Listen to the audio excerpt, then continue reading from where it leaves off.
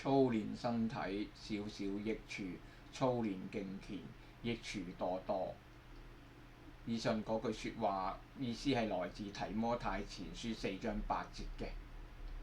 呢個關於基督徒注重身體健康健美嘅事情，表面上唔係咩大事情，其實佢係大鑊啊！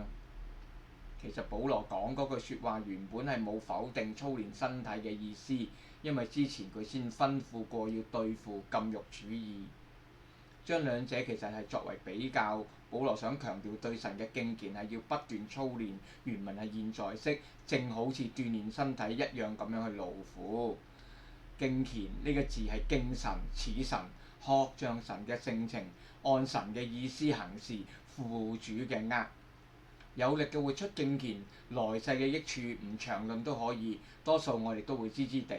但係佢帶嚟今生乜嘢益處呢？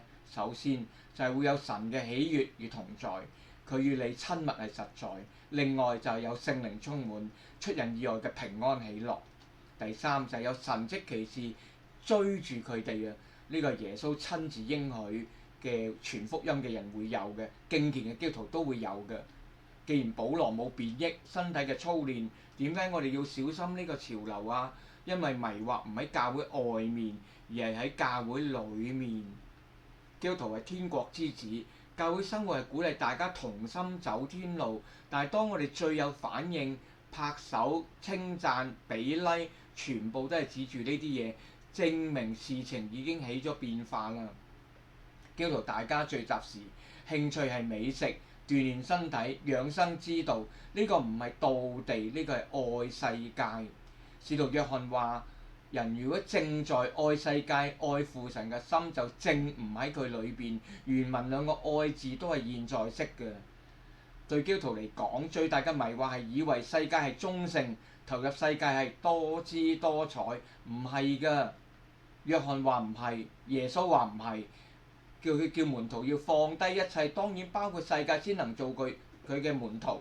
保羅話自己丟棄萬事，為要得着基督，係信徒都唔會例外㗎。其實飲食、養生、鍛鍊身體喺屬靈群體之中睇得咁重要，成為聚集時嘅話題，正反映而家係屬靈嘅大滑坡。着重而家眼見會過去嘅嘢，而唔着重眼未見將來有永恆價值嘅嘢。求神憐憫呢個世代嘅信徒群體，叫我哋唔好再取笑專心跟隨主嘅人為唔到地，自己要效法佢哋嘅榜樣，一齊去跟從主。